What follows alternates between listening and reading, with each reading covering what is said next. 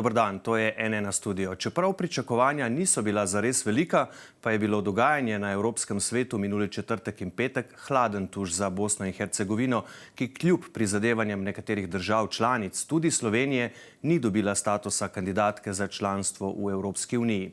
Ukrajina in Moldavija sta ga. Zakaj? Kako bo to tema dvema državama pomagalo in kako bo vplivalo na razpoloženje na Zahodnem Balkanu, kjer upanje na evropsko prihodnost z vsakim srečanjem evropskih voditeljev počasi ugaša? O tem z dvema evropskima poslancema. V studiu je z nami Matjaž Nemec, socialni demokrati, poslanec SND. Dober dan, dobrodošli. V Beogradu pa je z nami za zdaj še LMŠ, poslanec Renew Europe, Klemen Grošelj. Dober dan tudi vam. Ja, lep pozdrav iz Beograda. Zdaj, gospod Nemec, začela bova midva. Videli smo dolge nosove, tudi jezo voditeljev držav Zahodnega Balkana. Razočaranje je bilo očitno vendarle veliko. Zakaj je bila slovenska iniciativa glede članstva Bosne in Hercegovine neuspešna? Gotovo drži podatek, da je razočaranje veliko. Tisto, kar je v danih okoliščinah edino pozitivno dejstvo, je to, da se je Republika Slovenija, začenši s predsednikom republike, predsednikom vlade, zunanjo ministrico in evropskimi poslanci poenotila v pobudi, kar v preteklosti ni bila ravno navada. Naša odgovornost je kot prva država, ki je vstopila v družino evropskih držav, da pomagamo vsem državam iz nekdanje Jugoslavije, da jim ponudimo evropsko perspektivo. Razočaranje je veliko zaradi tega, ker smo razumeli, da političen moment, govorim o političnem momentu zaradi vojne v Ukrajini, bi lahko bil pravo sporočilo za to, da se vlije upanje in zaupanje državam Zahodnega Balkana.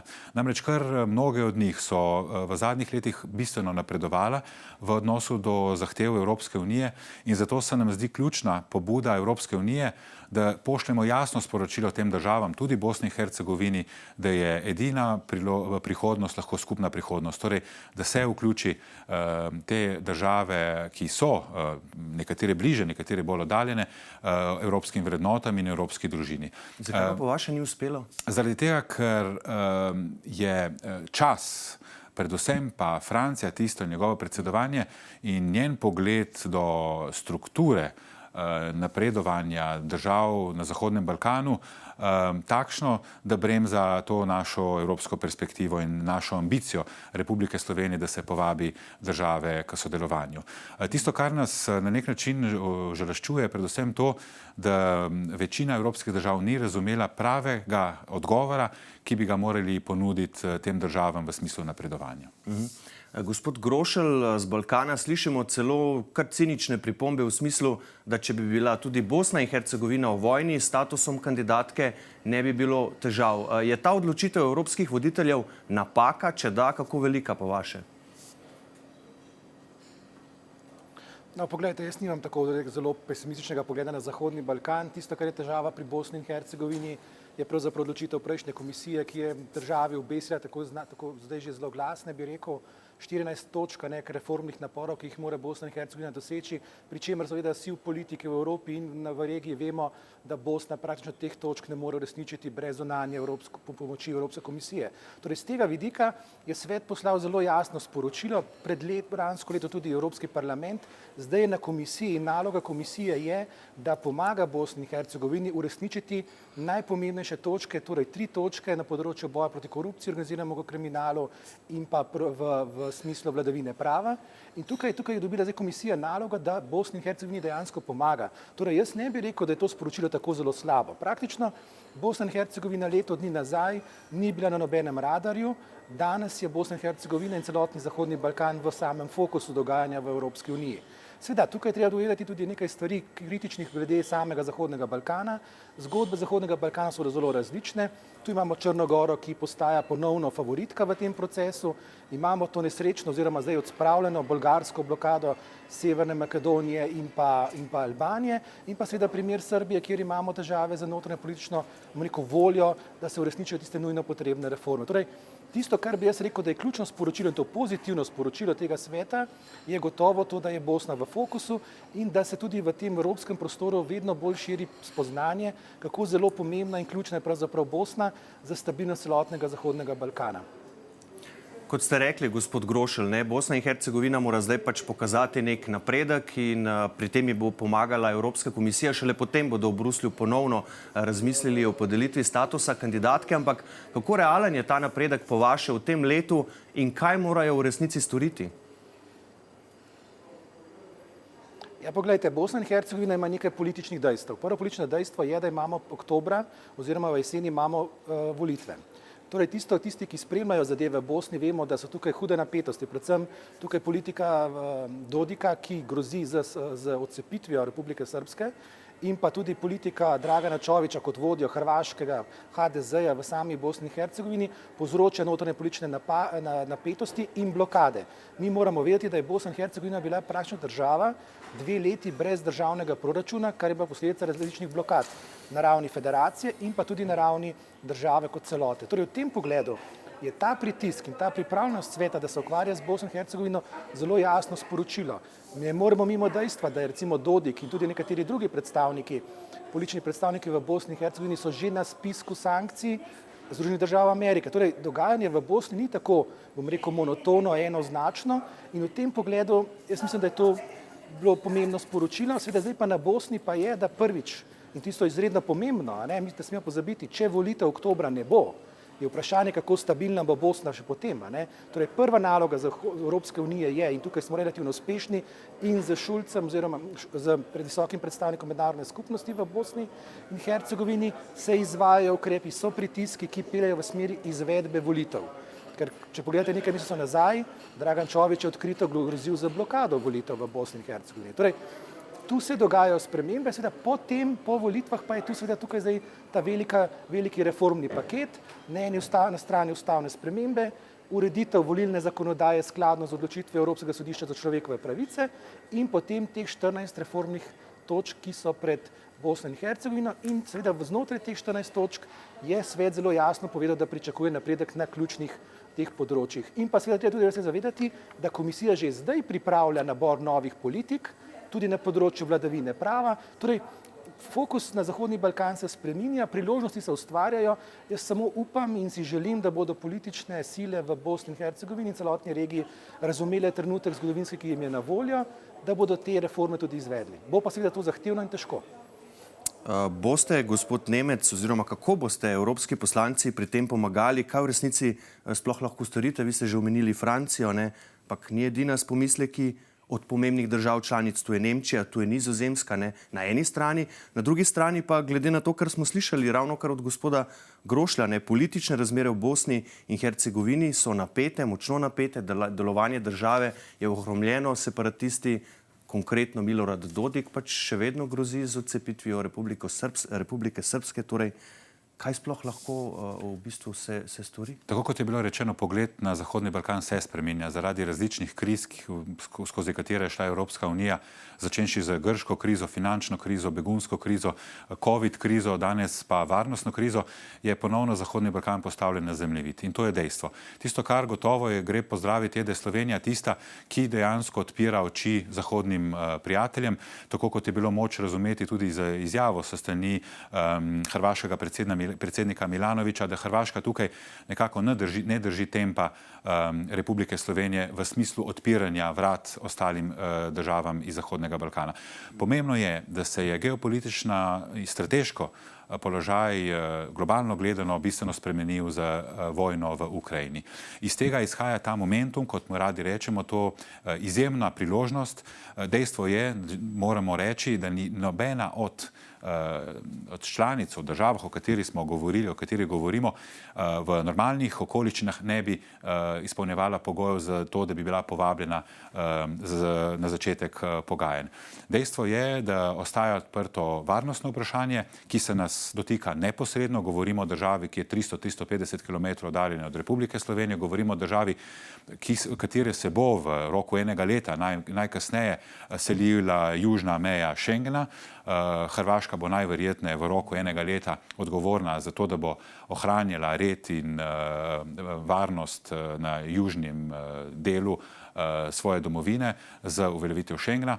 Seveda obstajajo mnogi interesi, tudi Hrvaška ima svoje interese, ki jih želi uveljavljati.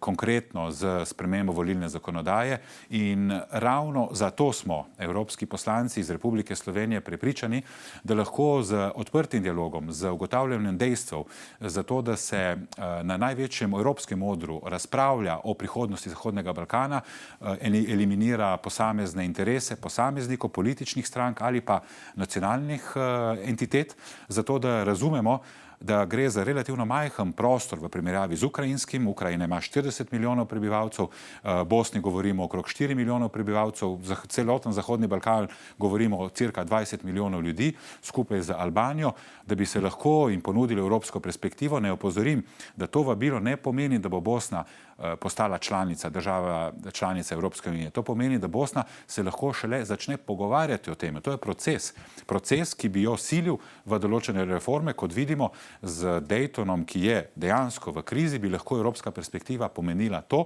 da bi po volitvah, vkolikor bodo te korektno izpeljane v Bosni, dejansko Evropska unija ponudila evropsko perspektivo tej državi in mnogo drugim. Ja, ampak že kar nekaj časa je minilo, se upravičujem, odkar je pač Bosna vložila prošnjo za članstvo. Ukrajina je to storila pač pred 3 meseci, ampak seveda vsi vemo, da so okoliščine res specifične. Gospod Grošelj, prej ste že omenili preostale države Zahodnega Balkana, torej v Bolgariji je medtem vendarle prišlo do premika glede blokade Severne Makedonije. To je dobra novica seveda tudi za Albanijo, ki je nekako tu pri pogajanjih v paketu s Severno Makedonijo. So lahko vsaj teh dveh državah zdaj bolj optimistični? No, tukaj je zdaj vprašanje, ali bo Severna Makedonija seveda sprejela te pogoje, ki jih je pripravil tak francoski kompromisni predlog. Jaz osebno ocenjujem, da bo to politično kar precej zahteven in težak zalogaj za makedonsko politično in tudi civilno družbo sicer. Bi pa tukaj rad še poudaril nekaj drugega. Poglejte, tisto, kar je izredno pomembno. Svet ni zavrnil nobeno od teh držav. V igri obstaja tudi tako imenovana pobuda francoskega predsednika Macrona v tako imenovani politični Evropi, ki je praktično dejansko pomeni, da Evropa razmišlja o tako imenovani fazni integraciji zahodno-balkanskih držav glede na tist, reformni tempo, ki ga zmorejo. In to je ena pobuda, ki daje zelo veliko upanje, državam v regiji. Treba je pa nekaj vedeti. Balkan postaja področje zelo velikih geopolitičnih napetosti in tisto, kar je naš strateški interes Evropske unije in tudi Zveze NATO in v končni fazi tudi naših ameriških zaveznikov, je, da preprečimo izbruh vojne na Zahodnem Balkanu, ker to je eden od strateških ciljev, ki ga trenutno zasleduje ruska zunanja politika, ki na vsak način želi vzpostaviti krizno žarišče, na katerem bi Zahod tako krvavel. Se pravi, tisto neko vrste pomožno bojišče, ki bi slabilo zahodne napore, ki so trenutno osredotočeni na Ukrajino. In to je tisto zavedanje, ki je prisotno pri vseh voditeljih. Tisto, kar je tudi pomembno, je, da se ni pogojevalo za to približevanje zahodno-balkanskih držav z novimi pogoji. Se pravi, tukaj se je prvič po dolgih letih, po Solunu celo prvič, pojavila ta politična volja in, hvala Bogu, Slovenija je bila tokrat na tej pravi strani te enačbe, je bila protagonist, je aktivno pri tem sodelovala, vendar to ne pomeni, da so naši napori končani. Tudi Evropski parlament pri tem intenzivno deluje. Ravno kar smo sprejeli resolucijo o Črni gori z zelo pozitivnim sporočilom, podali smo neko upanje, da lahko Črna gora postane tista zgodba o uspehu na Zahodnem Balkanu. Tukaj pred vrati je poročilo o Bosni in Hercegovini, potem o Srbiji in Severni Makedoniji, Kosovo in tako naprej. Jaz mislim, da za Zahodni Balkan vendarle obstaja kar relativno močno upanje. Seveda so pa države v različnih političnih situacijah, kot sem že malce omenil, je pa tisto, kar je, zakaj vedno poudarjamo Bosno. Bosna je ključ pravzaprav miru na Zahodnem Balkanu, to vedo vsi globalni igralci. Veste, da trenutno so tudi napetosti med Grčijo in Turčijo. Mislim, tisto, kar je ključno, je seveda stabilizacija Zahodnega Balkana in pa ta evropska perspektiva, ki bo morda za Zahodni Balkan malce drugačna, kot pa so bili tega vajeni v procesu širitve v preteklosti, ko so imeli te velike širitve, katere del je pa tudi Slovenija. Gospod Nemec, seveda vsi odločno in močno podpiramo korake, ki bi lahko Ukrajini sredi vojne vihre pomagali. Absolutno, tu ni nobenega dvoma, ampak kako ji bo po vaše pomagal ta status kandidatke za članstvo konkretno? Tukaj gre za finančno pomoč. Vsaka država, ki vstopi v ta proces, je deležna, neke drugačne obravnave in pozornosti. Tako da ne samo Ukrajini, tudi Moldavija in potencialno nekoč Gruzija, ki so nekje tiste sfera interesna tudi, bom rekel, Ruske federacije, da se jim s tem onemogoči, bom rekel, kakorkoli špekulirati o njihovi prihodnosti. Jasno bi bilo, kakšna njihova perspektiva in s tem jasna so tudi pravila igre. Vse, kar bi bilo odmik od tega, bi bilo lahko razumljeno kot neprijateljska politika. Tisto, kar mogoče bi poudaril ob koncu, je to, da tudi ta proces približevanja, predvsem Severne Makedonije, govorimo o državi, ki je bila pripravljena spremeniti lastno ime za to, da je dejansko dobila perspektivo, kar se še nikdar v zgodovini ni zgodilo. Govorimo o državi, ki je lahko ob Albaniji vzor, seveda ob Črni gori tudi, kako se dejansko približujemo v tem procesu Evropske unije. Bi nekoliko sem zadržan do tega dogovora, ki se ravno kar v teh urah odvija v Sofiji. Po moji oceni bo ta dogovor gotovo v škodo v Makedoniji in vse je odvisno od Makedonije, kako bo lahko interpretirala ta potencialni dogovor. Zakaj to omenjam? Zaradi tega, ker je bilo rečeno, da sta Albanija in Makedonija obravnavane v paketu. Lahko bi se posledično, in o tem namigi so že, zgodilo, da bo Albanija odstopila iz tega paketa in bo želela individualno obravnavo. Predvsem pa v primeru Makedonije gre za neko izsiljevanje se strani Bolgarije zaradi notranjih, bom rekel, politik, se je ustvarilo umetno, bom rekel, neke ovire pri preprečevanju Makedonije, da bi vstopila v Evropsko unijo. Torej, zato je zelo pomembno, da ima nad patronaž, da ima, bom rekel, roke nad celotnim procesom Evropska komisija in Evropska unija kot takšna, zaradi tega, da bi se kljub tendencam Francije, da se v pogajanja vnesejo, bom rekel, bilateralne možnosti reševanja sporov, omogočilo, bom rekel, perspektivo. Tisto pa, kar za razliko od kolega Grošlja mene skrbi, je to, da smo se 15 let izogibali Evropi različnih hitrosti. In ravno to je to, kar se skriva v Macronovem predlogu. Torej bomo imeli v čakalnici, mogoče za nedoločen čas, nekatere države, ki lahko ne bodo nikdar stopile v polnopravno članstvo, kar je v nasprotju s tistem, kar smo se borili zadnjih 10-15 let. Torej, v preteklosti so bila pravila jasna, dogaja se nam pa ravno to, da bi lahko, če bi ta pobuda zaživela, dobili v roku 10-15 let različne kroge, če smem tako reči, političnih centrov in različnih, torej Evropo različnih hitrosti, kar pa ni v skladu z idejo Evropske unije.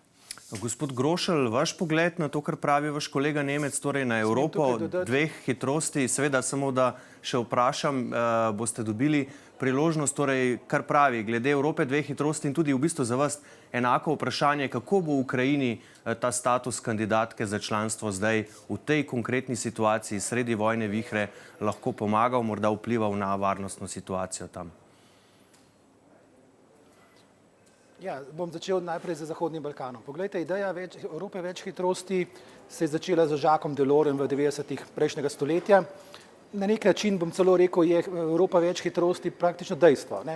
Vse države niso v Schengenu, vse države niso v evrosistemu in tako naprej. Torej, tukaj so razlike med državami, članicami, kar pomembne. Tisto, kar ni treba narobe razumeti francosko pobudo, je predvsem to, da francoska pobuda, kot jo jaz razumem in kot mi je bila predstavljena, predvideva, da države na tistih področjih, kjer so dobre, kjer lahko znotraj teh klasterjev v predpristopni metodologiji dosegajo cilje za polno integracijo, se integrirajo v Evropsko unijo. To pomeni, da ni 15-letnega splošnega zastoja, ampak se na področjih, kjer so države kandidatke uspešne, lahko zgodi polna integracija. In to mislim, da je korak naprej. Govorimo o državah kandidatkah za članstvo. In jaz mislim, da ta instrument potrebujemo tudi v luči dogajanja v Ukrajini, v luči dogajanja v celotnem vzhodnem partnerstvu. In torej treba te zadevo malce širše, ne samo ozko Zahodni Balkan, tudi v Zahodnem Balkanu, poglejte, primer Srbije grozi, da postane neke vrste večna kandidatka, tako kot je recimo to primer za Turčijo, na katero so recimo malce pozabili. Zdaj, kar se tiče Ukrajine, tukaj gre predvsem za politično gesto, v obeh državah, se pravi in Moldavija in Ukrajina. Zdaj, Ukrajina je že sedaj deležna ogromne vojaške in finančne in tudi siceršnje materialne pomoči. Pred nami je zopet odločitev o dodatni finančni pomoči v višini 9,4 milijarde. Zelo odkrito povedano, malce mogoče celo surovo z moje strani, brez evropskega denarja bi Ukrajina v tej vojni že bankrotirala. O vojaški pomoči, ki je sicer omejena, pa vendarle je pomembna, Tukaj tudi Evropska unija odigrala izredno pomembno vlogo s tako imenovanim tem EDF-om, European Defence Program, se pravi, za tem instrumentom.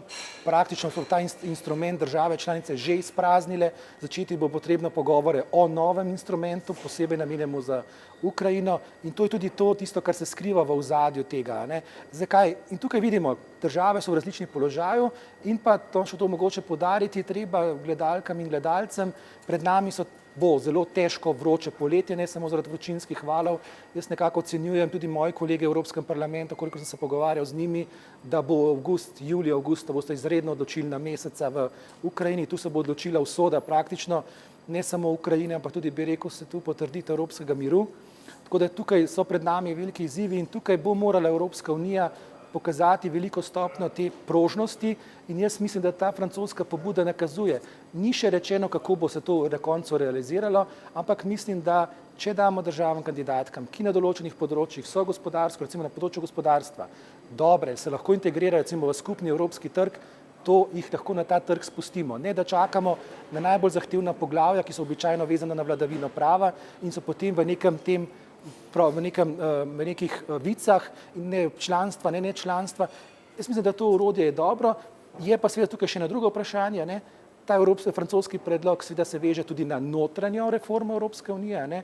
Se pravi odločanje z kvalificirano večino, odločanje na področju skupne obrambne in varnostne politike. Torej, teh izzivov pred Evropsko unijo je kar veliko, tako da ne glejmo posamezne slike. Jaz upam, da slovenska diplomacija, slovenska politika tudi sicer ne bo gledala teh ozkih, ampak bo gledala celovito to sliko in da bomo tukaj odigrali tisto pomembno proaktivno vlogo nekega advokata in zagovornika Zahodnega Balkana, pri čemer pa moram poudariti, si želim, da bo ta politika izredno zahtevna, predvsem na področju varovanja demokracije in pa spoštovanja vladavine prava, ker smo tudi sami to v preteklih 2 letih izkusili, kako zelo pomembno je to za razvoj naše države in družbe.